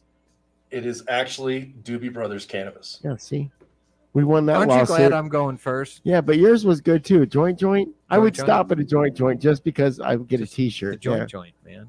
Mm-hmm. That's not real. Did you buy that website? We're gonna make that one real too. For any of you cats out there getting your micro businesses, come holler at us if you want to have a joint. We'll holler at you. All right, what's your next one? So the next one, is it pothead or pot shots? Pothead or pot shots? I'm going to go with pot shots. Pot shots. Pot shots here too. It's pothead. Is it really? Yeah. Is it? Oh man, Yep. pot shots would have been good. Oh. Write that one down. All right. So the next one we have, is it Great Barrier Reefer? And great is spelled Grate, or is it Mad Reefer? Great Barrier Reefer or Mad Reefer? Steve? I'm going to go with the Great Berry Reefer. It's not Barry. There's not some guy named Barry. It's What is Great it? Barrier. Great Barrier. Oh yeah, Great like Barry's Reefer. I like Great Barry. Right. Like a. Like I hang out with Great Barry all the time. Right. And what's my other choice? Mad Reefer. Mad Reefer. Okay, I'll take Mad Reefer. I'm going with Mad Reefer. It's Mad Reefer. They're actually out in Madrid, New Mexico. Oh, they're in New Mexico. They're friends of yours. Yeah, they're Right. my hookup for raspberry diesel. They got all the old school growers growing in the mines. That's not real. Ooh. They got all their legal plugs now, and it's Get just that up. it's insane the stuff they get out there. Wait, do they really grow in mines? Yeah, it's an old coal mining, turquoise mining town. It's where they film Wild Hogs, and then Longmire too. The Red Pony Saloon is actually the Mine Shaft Tavern. What? There you go. Yeah. You know what I'm saying? There's actually weed on TV and you don't even know it because it's back Yep. behind there. So the next one, is it Good Neighbor Dispo or Plug Thy Neighbor? Oh my God, both those are great. All right, what was the first one? Good Neighbor Dispo or Plug Thy Neighbor? I'm going to have to go with Plug Thy Neighbor. Yeah, I'll go with good neighbor dispo. Oh man, I'm gonna go. Come on, I'm gonna Waxy. go. I'm going to plug my neighbor. It's Good Neighbor Dispo. Oh my God! See, nobody does the fun stuff. Tim, what's the score look like over there? Oh, I'm killing you again. Bad? Yeah. No, you're only down one. Okay. Steve hasn't hit the board yet. Right. Oh, he has at all. not got one at all. Okay, let's keep that up. 1,000 for the other ones. What do you got next? So, Hey Buddy with 2 E's, Cannabis, or Yes You Cannabis? Hey, buddy. I'm going to go with the SU Cannabis. I'm gonna go with Yes You Cannabis too, but Tim's gonna take the first one so that I can get ahead of him. It's Yes You Cannabis. So you're still Okay. ahead of me. Yeah. And you still haven't gotten a single one, Steve. See, I shouldn't have gone first. Yeah. He's obviously been using that to his advantage the whole time. Exactly. So the next one is it Grass-O-Matic or Terpnado? Both those on fire. I'm going to go with Grass-O-Matic. Me Well, too. then we know it. No, I'm going with him. Oh, this is where I take because he's never gonna You got get a one. shot here. Yeah, but I think he's right on this I'll take one. whatever the other one is then. Terpnado? I win right here. Check it out. It's good. It's Grass-O-Matic is real. God, finally got one. This really gets me wrong. Okay, you only need to do 12 more in order for me to catch up. So the next one, is it Nirvana Cannabis or Cannabis Foos? FOO''S. Cannabis foos. Oh, man, you go first. I'm going to go with the Cannabis Foos. I mean, that's I'll like, take Nirvana. Yeah, it's Nirvana. no. It's Nirvana. Yeah. No. Cannabis Foo is just a Grateful Dead, or not a Grateful Dead, but a Foo Fighters reference because of the Right. marijuana. That's kind of why I took it, because Yeah. Nope, you lost. All right. So next one is it Green Biscuit Cannabis Dispo? I hope or so. God, I hope Gravy Wavy Cannabis Dispo. Gravy Wavy. Yeah, Do you know who Wavy Gravy was, Justin? I know, but that's why they probably have it as Gravy Wavy, I guess. I don't know. But it was Gravy Wavy is the way that I found it. Wavy Gravy. Tim, do you know who he was? He was No. the guy who dressed as a clown and like he went to all the Grateful Dead shows back when the Grateful Dead was first doing their thing. He's real famous.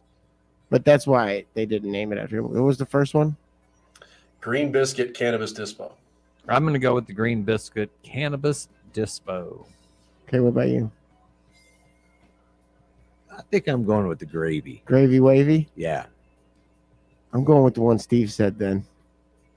It is I'm Green going with- Biscuit. Yep, Green Biscuit. Good job, Steve. Let me get the high five over here. We're taking Tim down. Keep on plugging. Oh, Yeah. okay. All right. Well, So I get to add 10. Steve and I add our scores at the end, is what he said in the beginning. oh, yeah. Yeah. So is it Rowdy and Loud Cannabis or Ruckus Recreational? Rowdy and Loud or Ruckus, Steve? Rowdy and Loud. Ruckus. I'm going with Rowdy and Loud, too. It's Ruckus. Oh, man. Tim, get out of here. How many did All right. you have? I had All of them? confidence in that one, Did you didn't get I? any wrong? Yeah, I've missed one. Oh, okay. Okay. All right. No, Look at I take that back. I missed two because we all missed the third one. Okay. Okay. Yeah. So I only got a couple left too, so you got to make a comeback here. But All right, here we go. Okay, these were double marks. Ooh. So the next one here is it Happy Crop Shop with an E, or Stinky Steve's Pot Emporium and Hardware Supply? Hold on. Say that one again. Stinky Steve's Pot Emporium and Hardware Supply, or Happy Crop Shop? Steve. I'm going to go have You to have go to with say the, the whole thing. Happy Crop Shop. I can't see the dispo having a hardware store attached to it, you know. What about you? I think that's the sell. I'm going with the freaking hardware store. Yeah, I'm going with Stinky Steve's Weed Emporium and Hardware Supply Store. It's actually the Happy Crop Shop. Oh, Steve, you got one all alone there. Man. That the hardware. I've been to a bar in Ireland that had a hardware store on one side and a bar on the other. It was the weirdest thing I've ever seen, but they can coexist. Why not? Okay, is that the last one? I got two more. Two more. Two more. Okay. Yep. So is it Chili Puff or Puff and Chill? And it's CHILLY, if that matters.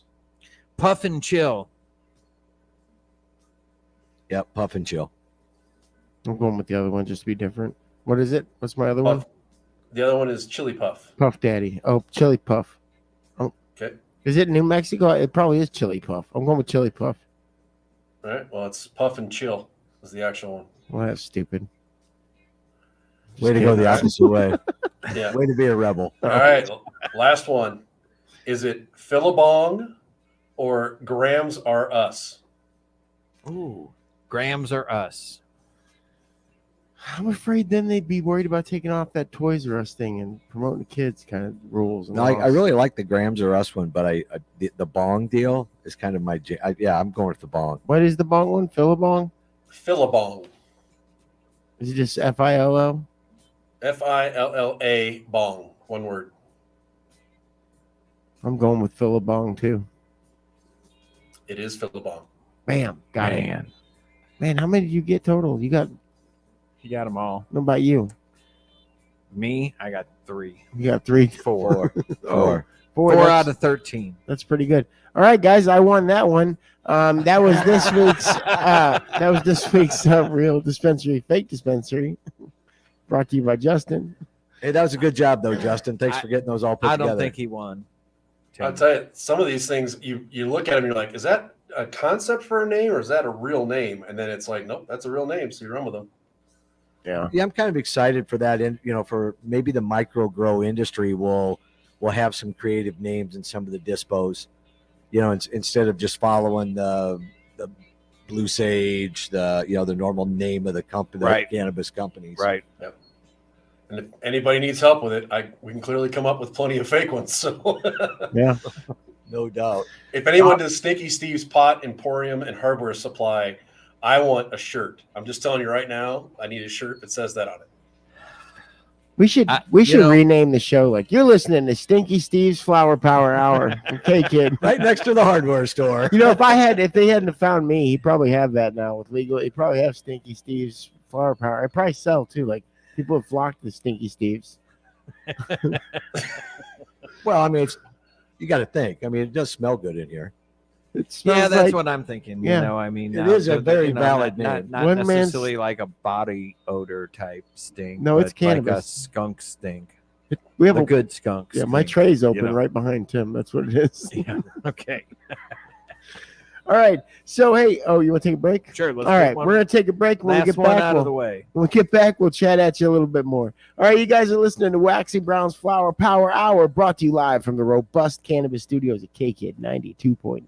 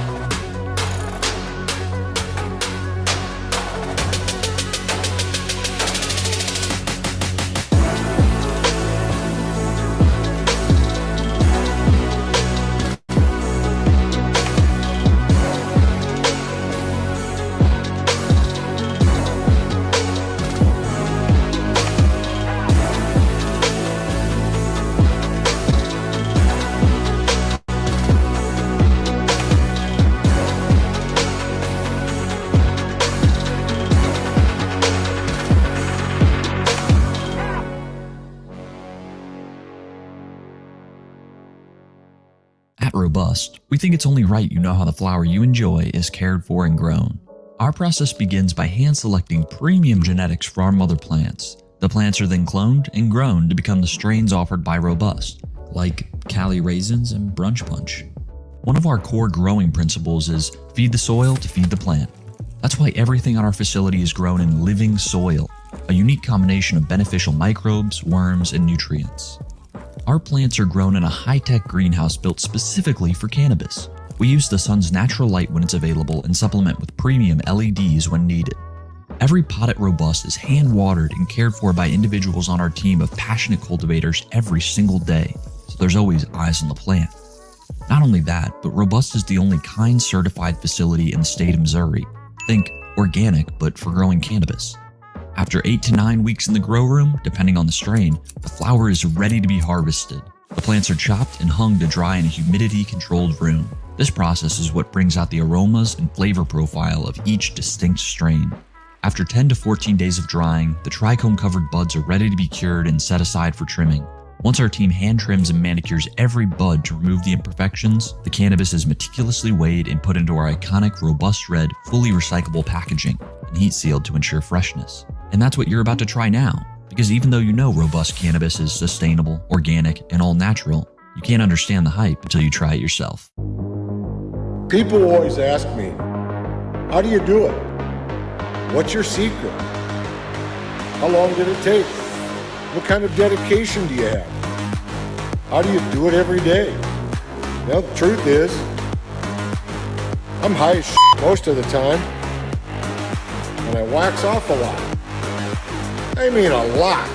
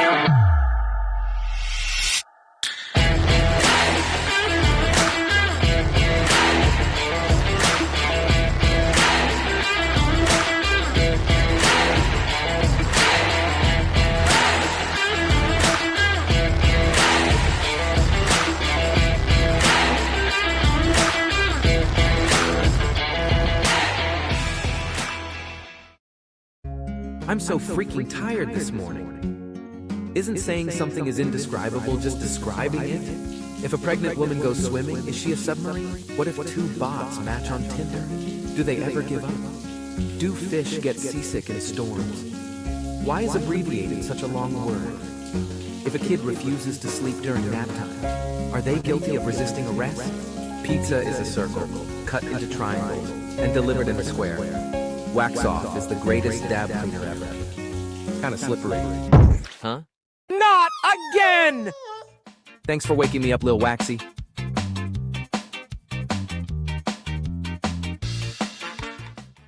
At BesaMe Wellness, we're all about supporting the health and well-being of our community.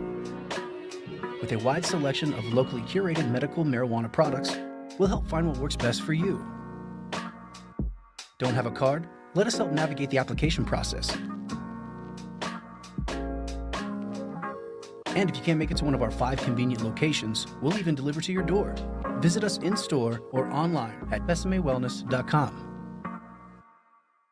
Here we have a prime example of a macaque. His name is Marcus. This particular macaque is bored. He's tired of the same old concert experience. Us too, little buddy. Well, you're in luck, Marcus. Introducing Captain Crossfade, a blend of THCV and CBC. This drink is the life of the party. Energy and focus, as well as an, enhanced experience with other consumables. Marcus is now ready to party all night long. Look at him go. Brought to you by Waxy Brown.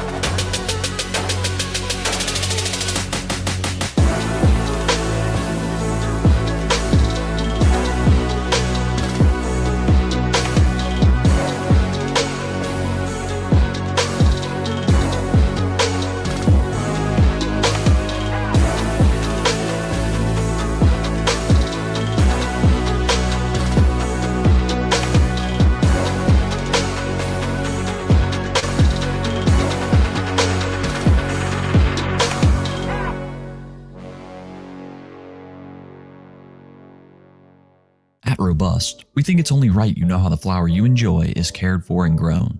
Our process begins by hand-selecting premium genetics for our mother plants. The plants are then cloned and grown to become the strains offered by Robust, like Cali Raisins and Brunch Punch. One of our core growing principles is feed the soil to feed the plant. That's why everything on our facility is grown in living soil, a unique combination of beneficial microbes, worms, and nutrients. Our plants are grown in a high-tech greenhouse built specifically for cannabis. We use the sun's natural light when it's available and supplement with premium LEDs when needed. Every pot at Robust is hand-watered and cared for by individuals on our team of passionate cultivators every single day, so there's always eyes on the plant. Not only that, but Robust is the only kind certified facility in the state of Missouri. Think organic, but for growing cannabis. After 8 to 9 weeks in the grow room, depending on the strain, the flower is ready to be harvested. The plants are chopped and hung to dry in a humidity-controlled room. This process is what brings out the aromas and flavor profile of each distinct strain. After 10 to 14 days of drying, the trichome-covered buds are ready to be cured and set aside for trimming. Once our team hand trims and manicures every bud to remove the imperfections, the cannabis is meticulously weighed and put into our iconic Robust Red, fully recyclable packaging and heat sealed to ensure freshness. And that's what you're about to try now, because even though you know Robust cannabis is sustainable, organic, and all natural, you can't understand the hype until you try it yourself.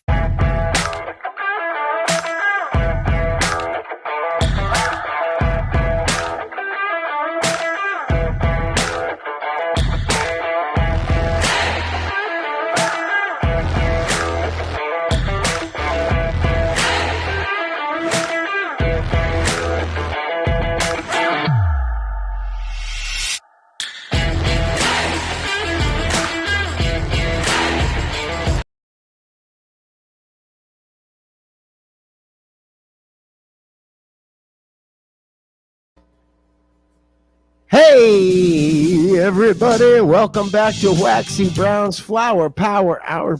Stop messing with my music, man. No. Brought to you from the Robust Cannabis Studios, the K-Kid 92.9. I like his applause sound effect better than yours. There's more people. Can you send that to me? There's more people in his. With Yours, it sounds like 9 people. Stop. Now he's just playing. All right. Right. All He's right. got a promotion. All right. You're in charge of all sound effects. Hey, first off, before we go any further, can you bring up, Justin? I want you to have the round of applause ready for you because I want to tell you guys that's not what I want. Hey, but for real, was good though. Get the applause. This is the Waxy Brown's Flower Power Hour. Give me my show back. All right, check it out. So check it out. So I want to give a great big flower power applause to our friend and co-host on the show, Tim Harms, for bringing a beautiful, beautiful event to Phelps County that showed what the face of normalization looks like. And I want to give a great big hand right here in the studio for Tim. Tim put together, Tim put together a really cool event out here at our country club here in Phelps County at the golf course. And you don't see stuff like that. Tim, I've grown up in this town, and I thought, back in the day that I was the only one that was ever going to throw wild-ass parties that had to do with weed here in Phelps County. You did it too. So really proud of you, but for real. At the country club. For real, because let me tell you something. You're not from here, buddy. And I'll tell you, guys like us, Steve and I, okay, we've been on the front page of these papers. We've been in 11 different kinds of handcuffs. We've dealt with what this county really did for a long time. That's over-policing and not normalizing cannabis in our area. So you think we're joking, but I'm looking dead at you in your eyes, and I'm telling you accomplished something that this town has not seen. So congratulations for that, and thank you for bringing that. So let's talk about it. Right. Let's talk about first of all, it took a lot of people to make this happen. Right. I mean, Kevin Halderman, Hemp Hooray, without him being the coordination with him and the chef that came from Kansas City. I mean, the Gortash was definitely involved in trying everything in his power to not let this event happen. I mean, it broke the guy's truck down on the way over here. 100%. Had to rent a different truck, had to move everything, all the food, everything out of one truck. Think about that just from a time standpoint. Oh, I know.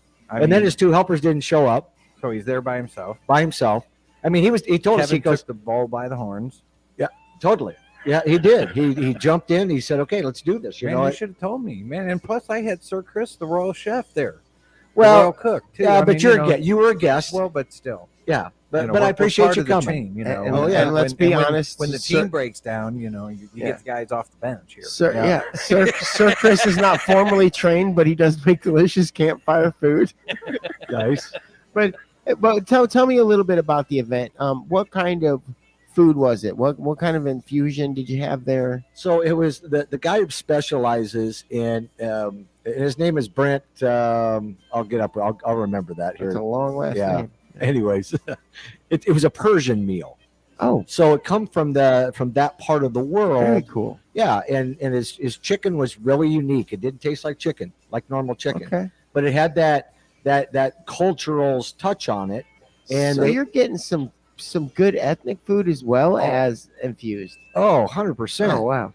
Yeah, and so it was really kind of unique because at one time, the odor, right, can kind of get out of hand. Sure. And so at one point I walked back there and I'm like, well, how we doing? And I'm like, whoa. Do you mean the it weed? It smells like weed. Yeah, man. yeah. And he goes, does it really? And I go, yeah.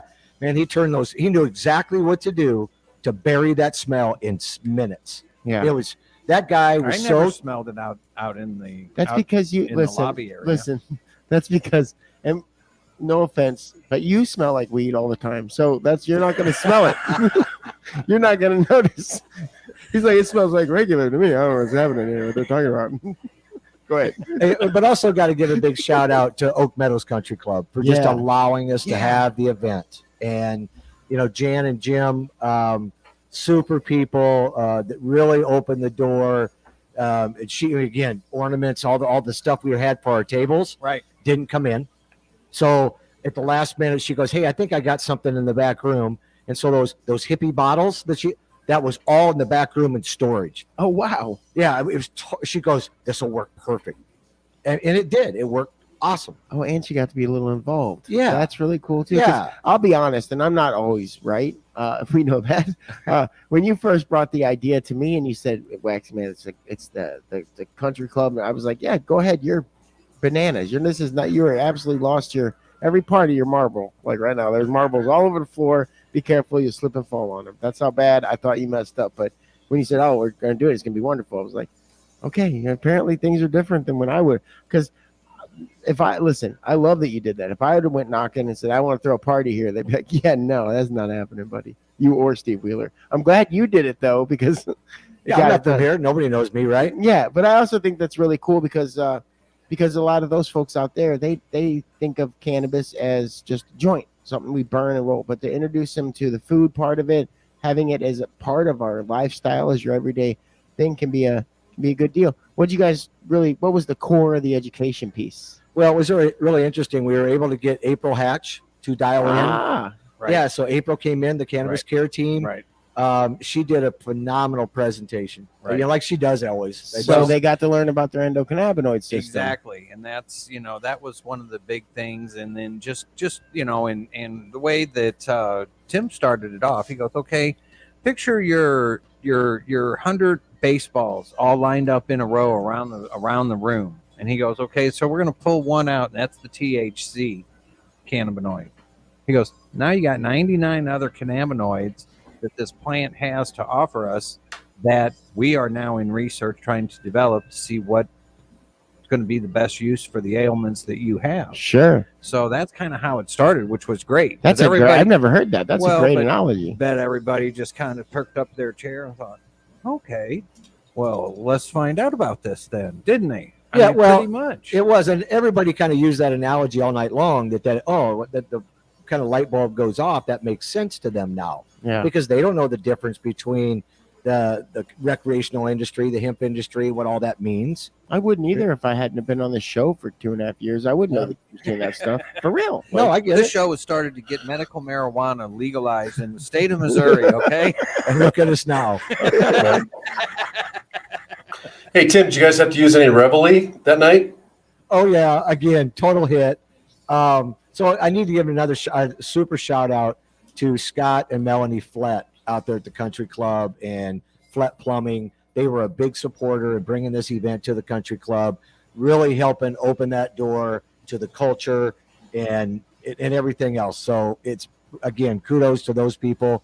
And I actually today got rid of several different doses of that product because of other people that want to have it. Yeah, Reveille's to get started. Reveille's our product that if you get over high, you overconsume, you can take Reveille, bring it right back down to where you need to be, or at least to a comfortable level. Right. And you think about you think about the respect that Scott and Melanie have out there at the Country Club. And I mean, I've known Scott for 25 years as well too. So, to see him involved in it and just help bring that normalcy into it. Yeah. Well, but again, he's got history with the plant. He's pro plant. Yeah. And he actually is going to be a part of our micro licensing team. And, again, education is key. They had no idea about the micro licensing. Yeah. So there's several opportunities there. What were you going to say, Justin? Well, I was going to say it's funny because I've known Scott's brother, Travis Flett. He was the guy that kept saying, yeah, I'm from this little town called Rolla, Missouri. And I kept going, where the hell is that? And now here I am doing a radio show at Rolla. Right. And one of my co-hosts is doing a country club dinner with his, it's just like the weirdest small world scenario, but. Yeah, it's wild stuff. Yeah. It's interesting. The people, you talk about Reveille just for a second here. The people that I've had use Reveille, try it, have had phenomenal results from it. Now, the fortunate thing behind my friends, when they try it, first I have to have them get extra high first. So like the R&D behind this product, I want folks to know like a lot has gone into it. It's been a lot of struggle and a lot of work. I'm just excited that nobody's on the other end of this. It's called AZ Off Music. You expecting a call from any of them? No, man. Okay. We'll just continue to hang up. That's those spam calls. That's why I don't. Hey, but thanks for bringing up the deal at the Country Club, though, Waxy. I mean, again, I really didn't know how it was going to go. Like we've said, we're all kind of winging this whole deal every day. And just to be able to pull it off and to be able to do it with people like Kevin and people like Brent, who I mean, we all scrambled. Yep. All right, guys. That's the end. We appreciate you guys. You're listening to Waxy Brown's Flower Power Hour, brought to you live from the Robust Cannabis Studios at K-Kid 92.9.